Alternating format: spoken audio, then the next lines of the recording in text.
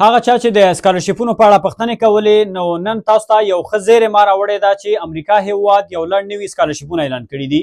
نو دا چې دغه سکالرشیپونه ته څوک کولی شي چې اپلای وکړي، څه ډول باید تاسې اپلای وکړئ. نو په دې کې یو ښه زیری په دې کې دا ده چې دغه سکالرشیپونه فولي فنډډ، یعنې مکمل مصارفات د دوی په غاړه کې دي. یعنې ستاسو د فلایټ مصارفات، ستاسو د هلته اوسېدو مصارفات مکمل هر څه د دوی په غاړه دي.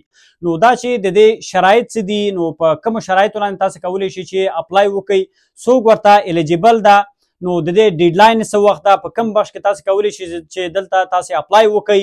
نو د افغانستان څخه دننه د دې پروسس څه ډول ده، نو ویډیو مکمل تعقیب کړئ، نو مکمل معلومات زه تاسو سره شریکوم.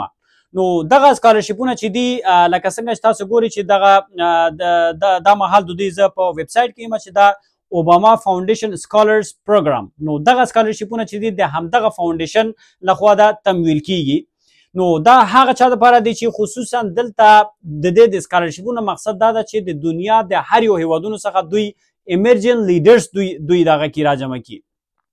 یعنې دغه سکالرشیپونه چې دي دا هر هغه څوک چې د پوهنتون څخه فارغه اوسیږي دا د ماستري دپاره دي. نو هغوی کولی شي چې دلته ثبت نام وکړي، حد اقل یو کال په خپل بخش کې تجربه ولري، او همدارنګه په خپل کمیونټي کې په ټولنه کې یو خاص فعالیت هم باید ولري. ځکه چې دغه سکالرشیپونو لکه څنګه چې ما مخکې یادونه وکړله، نو د دوی مقصد او یوازینی هدف دوی دا ده چې د هیوادونو د مختلفو هیوادونو څخه هغه ایمرجن لیډرز دوی جمع کړي. نو دا چې تاسې اپلای څه ډول کولی شئ، او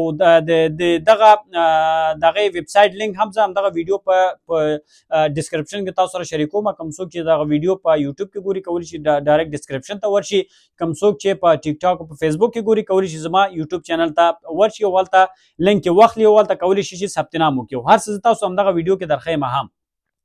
نو اوس راځم دې ته چې د دوی دغه سکالرشیپونو هغه مقصد او همدارنګه دا چې دننه څوک په افغانستان کې ده، نو څه ډول تاسې کولی شي چې دلته تاسې خپل اسنادونه تاسې جمع کوئ. نو تاسې خپل کوم چې اکیډمیک ډاکومنټس تاسې لرئ چې ستاسو ټرانسکریپټ ده، او همدارنګه کوم چې تاسو دغه لرئ څومره د پوهنتون څخه کوم لیټرز تاسې لرئ، فرض مثال ریکمنډیشن لیټر دي، ستاسو ټرانسکریپټ ده، او دغه ټول اسنادونه به تاسې جمع کوئ. او همدارنګه په دې کې انګلیش لینګویج هم ضروري ده چې هغه یو په یو زه د هغې ته زه راځم چې تاسې ګورئ چې دلته هر څه دوی یو په یو ذکر کړي دي. نو که چېرته زه راشم ګورئ د اوباما فاونډیشن سکالرز پروګرام is a fully funded scholarship.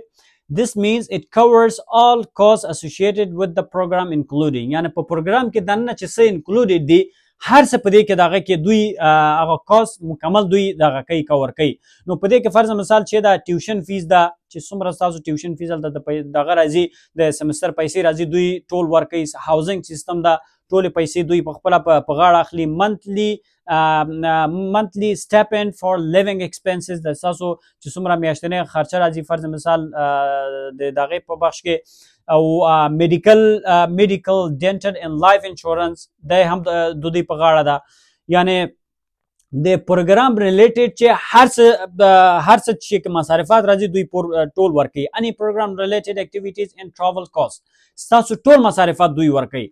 نو دا چې تاسې دې نه کوم داسې ښه اپورچونټي تاسې په څه اپورچونټي تاسې پیدا کولی شي، فرض مثال چې امریکا غونډه هیواد تاسو ته دغسې اپورچونټي تاسو ته وړاندې کوي، او تاسې باید له دغه اپورچونټي څخه تاسې باید استفاده وکړئ چې تاسو څخه وخت تیر نشي او لاړ نشي. اوس راځم دې ته چې د دې ډیډلاین څه وخت ده، دا 14 دسمبر کې دا بیا دغه کېږي. د دې ډیډلاین 14 دسمبر پورې ده، یعنې 14 دسمبر پورې تاسو کولی شئ چې اپلای وکړئ، بیا هغې نه وروسته بیا دغه کلوز کېږي، بیا اپلای نشئ کولی. نو دغه سکالرشیپونه تاسو ګورئ for the 2024-2026 اوباما فاونډیشن سکالر پروګرام at Columbia University at December 16, 2024. یعنې دا د اوباما وبخئ دا د کولمبیا یونیورسټي کوم چې په دغه کې د امریکا کې د کولمبیا یونیورسټي، نو همدې ته همدغه یونیورسټي ته به تاسې دغه کوئ، اپلای به تاسې کوئ، او دا د تاسې به ځئ دغې ته اوباما فاونډیشن سکالرز پروګرام ویب سایټ ته، چې ویب سایټ په همدغه ویډیو په ډسکرپشن کې زه تاسو سره شریکوم.